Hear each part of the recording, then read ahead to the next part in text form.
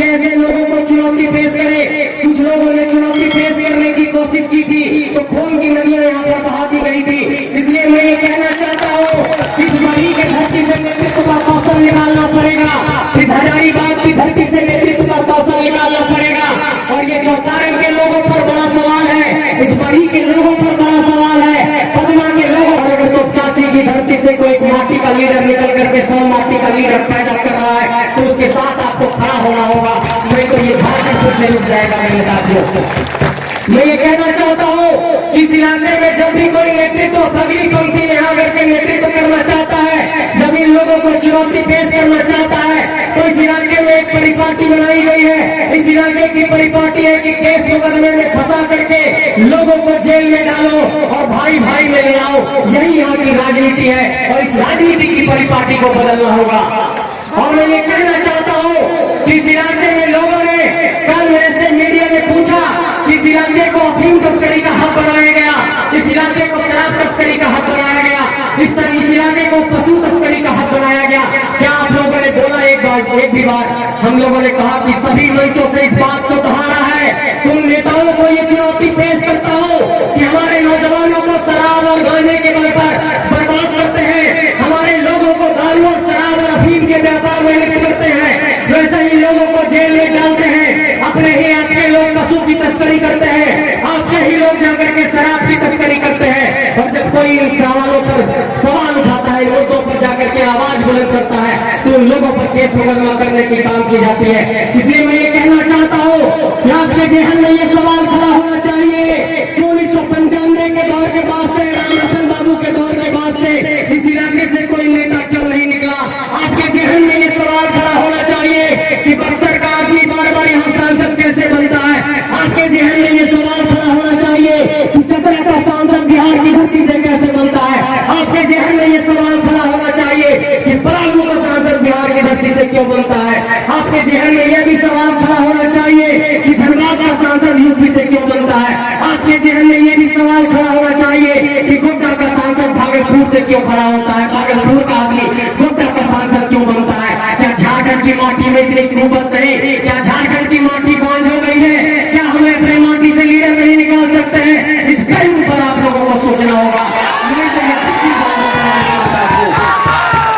मैं ये भी कहना चाहता हूँ आप सबसे कि देखिए, झारखंड के भीतर हम लोगों ने बार बार ये कहा कि 4345 पंचायतों के भीतर एक विचारधारा को हम लोगों ने पहचानने का काम किया। और इस विचारधारा के नायक टाइगर जयराम महतो जी ने लगातार दिन रात को एक करके यहाँ पर सभाओं को संबोधित करते हुए झारखंड में एक जन जागरण किया है। और आपको आश्चर्यजनक होगा कि जिस शख्स को आप यहाँ पर देख रहे हैं वो सिर्फ 3 घंटा सोते हैं, रात में 4 बजे सोए हैं, और अभी तक पिछले 2 सालों में लगभग 1000 से ज्यादा सभाएं इन्होंने की है और 2000 से ज्यादा बैठकों इन्होंने की है। ये इनकी कुव्वत है, ये इनकी प्रतिभा है, ये इनका कौशल है। और ऐसे कौशल की पूजा नहीं करेंगे तो माफियाओं की करिएगा, जमीन माफियाओं की करिएगा, पूंजीपतियों की करिएगा, कॉर्पोरेट लोगों की करिएगा। जो 10 रुपया का पेट्रोल भराएगा उसकी आप तरफदारी करिएगा, तो यहाँ पर कभी भी सियासी हकूमत की आवाज नहीं बुलंद होगी। इसलिए यहाँ पर अगर हमारे अखिलेश समाज के भी लोग होंगे, उन लोगों को भी ये संदेश देना चाहता हूँ कि मेरे अजीज दोस्तों एवं बुजुर्गों, आपको अपने सियासी हकूमत की आवाज को बुलंद करना होगा, आपको अपना इत्तेहाद मजबूत करना होगा, आपको अपना शऊर बढ़ाना होगा। नहीं तो इस मुल्क के भीतर, इस जमहूरियत के भीतर जो लोकतंत्र है वो पैसे पूंजी की एक बड़ी पार्टी बन गई है। और ऐसे लोगों को टक्कर देने के लिए सिर्फ विचारों के बल पर ही हम लोग इन लोगों को हरा सकते हैं। कई लोगों ने ये सवाल किया है कि कैसे इन लोगों को हराओगे, कैसे इन लोगों से चुनौती पेश करोगे। मैं आप लोगों से पूछना चाहता हूँ कि क्या किसी को 1 रुपया का पेट्रोल और डीजल दिया गया है? क्या किसी को 10 रुपया दिया गया है? नहीं दिया गया है। मीडिया के साथियों देख लीजिए। इसलिए मैं ये कहना चाहता हूँ कि एक वैचारिक ताकत है जिसके बल पर झारखंड के भीतर इतनी बड़ी बड़ी सभाएं हो रही है। और लोगों ने ये कहा कि बाबू तुम लोग बराबर बात करते हो कि झारखंड की भाषा, झारखंड की खतियार, इन सारे विषयों पर कैसे तुम लोग यहाँ पर एक नीति नियम बनाने के लिए क्या तुम्हारे पास एक तरीके से आइडिया है, क्या तुम्हारे पास रोड मैप है? हम लोगों ने कहा है कि हम लोगों ने सभी राज्यों के स्थानीय नीति का अध्ययन किया, हम लोगों ने सभी राज्यों के नियोजन नीति का अध्ययन किया है। और इस बात की वकालत करने में कोई गड़बड़ी नहीं है कि अगर बिहार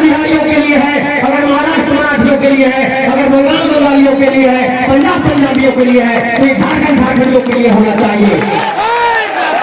और कई लोगों ने ये कहा कि तुम लोग नफरत फैलाते हो, उन लोगों को ये जवाब पेश करना चाहता हूँ कि राष्ट्रीय एकता में हम विश्वास रखते हैं, इसीलिए इस तिरंगे से प्यार है, लेकिन इस पीले रंग से, इस हरे रंग से, झारखंड की हरियाली से भी उतना मोहब्बत है, इसलिए अपने हक के लिए लड़ रहे हैं। इसलिए झारखंड का एक एक नौजवान गलियों में जाकर के इस आंदोलन को एक मुकाम तक पहुंचाने का काम कर रहा है। इसलिए एक बात ये कहना चाहता हूँ कि अगर इस आंदोलन को हम लोगों ने मिलकर के मुकाम नहीं दिया, इस आंदोलन को अगर हम लोगों ने मुकम्मल नहीं किया, इस लड़ाई को अगर हम लोगों की पंक्ति में नहीं ले गए, तो आने वाले दशकों में ये झारखंड पुनः बर्बाद हो जाएगा।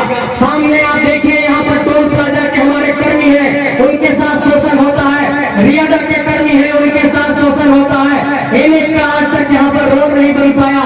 कई ऐसी सारी समस्याएं हैं कि जहाँ पर आपको ये नजर आएगा कि इस इलाके में नेतृत्व की एक बहुत अच्छी जरूरत है, एक बेहतर नेतृत्व की जरूरत है। इसलिए ये कहना चाहता हूँ कि लोगों को जवाब देने के लिए सिर्फ हौसले की बुनियाद पर ही हराया जा सकता है। इसलिए सभी सभाओं में हम लोगों ने कहा कि लोगों से लड़ने के लिए जहाँ पर भी जिस तरीके से, जिस मोर्चे पर, जिस रूप में टकराना पड़ेगा, ये नौजवान टकराने को तैयार है, ये लड़ाई से पीछे नहीं हटेंगे, ये भरोसा आप लोगों को दिला रहे हैं।